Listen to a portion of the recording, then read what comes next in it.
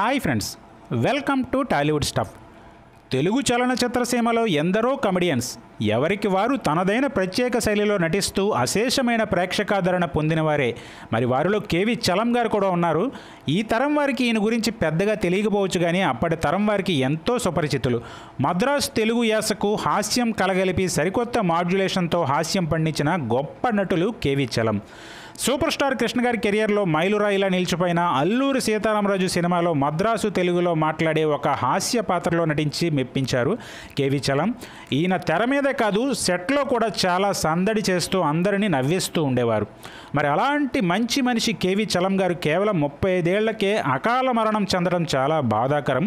మరి అలా అతను అకాల మరణం చెందడానికి గల కారణం ఎవరు, ఆయన మరణం అసలు సహజమైనదేనా? మరి ఆ వివరాలు తెలుసుకునే ముందు మాదొక చిన్న రిక్వెస్ట్.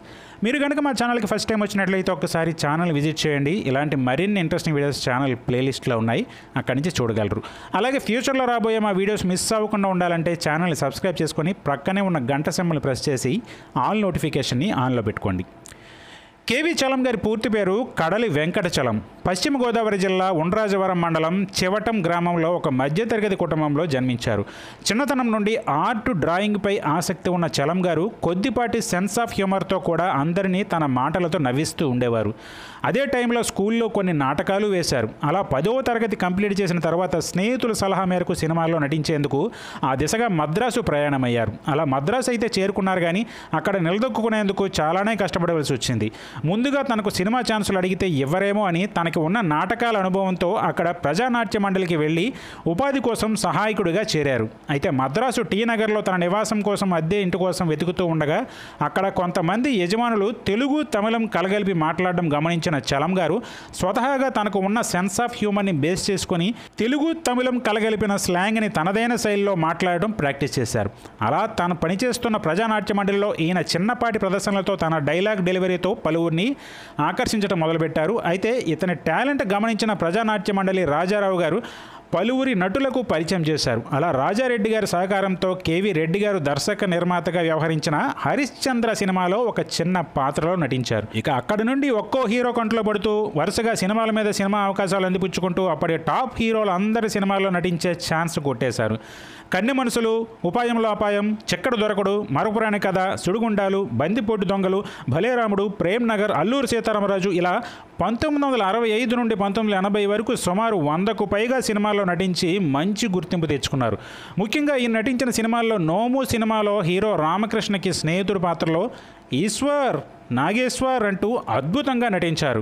ఇలా కెరియర్లో అత్యంత పీక్ స్టేజ్లో ఉన్న సమయంలో ఒకరోజు 1980 డిసెంబర్ 7న రేడియో వార్తల్లో నటుడు కేవి చలం రైలు ఢీకొని చనిపోయాడు అని వార్త తెలుగు చిత్రసీమను షాక్కి గురిచేసింది. దాంతో సినీ ప్రముఖులు అందరూ హుటాహుటిన ఘటనా స్థలానికి చేరారు. పోలీసులు అప్పటికే రైలు ఢీకొని చనిపోయినట్లుగా కేసు నమోదు చేశారు. అయితే ఈ ఘటనపై పలు అనుమానాలు వ్యక్తమయ్యాయి. ఎందుకంటే రైలు ఢీకొంటే శరీరంపై ఇతర చోట్ల కూడా గాయాలు ఉండాలి, కానీ చలం గారికి తలపై, మెడపై మాత్రమే గాయాలు ఉండడంతో అప్పట్లో పలువురు అనుమానం వ్యక్తం చేశారు. కేవి చలం గారు సినిమాల్లోకి వెళ్ళాక తన దూరపు బంధువైన నరసమాంబతో పెళ్ళయింది. వీరికి ఒక అమ్మాయి, ఒక అబ్బాయి ఉన్నారు. చలం గారు సినిమాల్లో స్టార్ కమెడియన్గా ఎదిగాక తల్లిదండ్రులను తమతో మద్రాసుకు తీసుకువెళ్లారు. కొన్ని రోజుల తర్వాత తల్లిదండ్రులు స్వగ్రామానికి వచ్చేశారు. కేవి చలం గారు మద్రాసులో ప్రజానాట్య మండలిలో ఉన్న సమయంలో రత్నకుమారి అనే ఆవిడతో పరిచయం ఏర్పడింది. ఆమె నాటకాలతో పాటు కొన్ని సినిమాల్లో కూడా నటించారు. ఆమెతో ఎక్కువగా క్లోజ్గా ఉండేవారు. దాంతో కొన్ని కార్యక్రమాల్లో, పార్టీల్లో పాల్గొనేవారు. అక్కడికి చాలామంది విఐపీలు, పెద్ద పెద్ద వ్యాపారులు కూడా వచ్చేవారు. ఆ క్రమంలోనే పలువురు విఐపీల కుటుంబ సభ్యులతో పరిచయాలు కూడా ఏర్పడ్డాయి. దీంతో కొందరు శత్రువులుగా మారారు అని చెబుతుంటారు. అయితే కేవి చలం గారు రత్నకుమారి ఇంటికి వెళ్లే మార్గంలో ఉన్న రైల్వే గేటుకి అత్యంత సమీపంలో శవమై కనిపించారు. 1980 డిసెంబర్ 7న ఈ విషయం బయటకు వచ్చింది. అయితే పోస్ట్ మార్టంలో చలం గారు చనిపోయి 48 గంటలు అయింది కాబట్టి డిసెంబర్ 5న చనిపోయినట్లు తేల్చారు.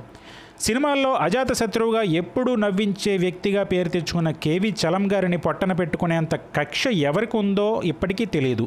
అసలు ఇది యాక్సిడెంటా, హత్య అని తెలియలేదు. కొంతమంది చలం గారికి తెలిసిన వారు మాత్రం అది యాక్సిడెంట్ కాదని ఇప్పటికీ చెబుతుంటారు. ఆయన వలన కొన్ని కోణాల్లో ఇబ్బందులు ఎదుర్కొన్న వాళ్లే ఈ పని చేసి ఉంటారని అప్పట్లో చెప్పుకునేవారు. కానీ ఏది ఏమైనా చలం గారు చనిపోయారన్న వార్త తెలుగు నటులను, ప్రేక్షకులను కన్నీరు పెట్టించింది. మరి ఇదండి ఇవాళ వీడియో. ఈ వీడియో మీకు నచ్చితే లైక్ చేయండి, షేర్ చేయండి, కామెంట్ చేయండి. అలాగే ఛానల్ని సబ్స్క్రైబ్ చేసుకోండి. మరో ఇంట్రెస్టింగ్ వీడియోతో మళ్ళీ కలుద్దాం.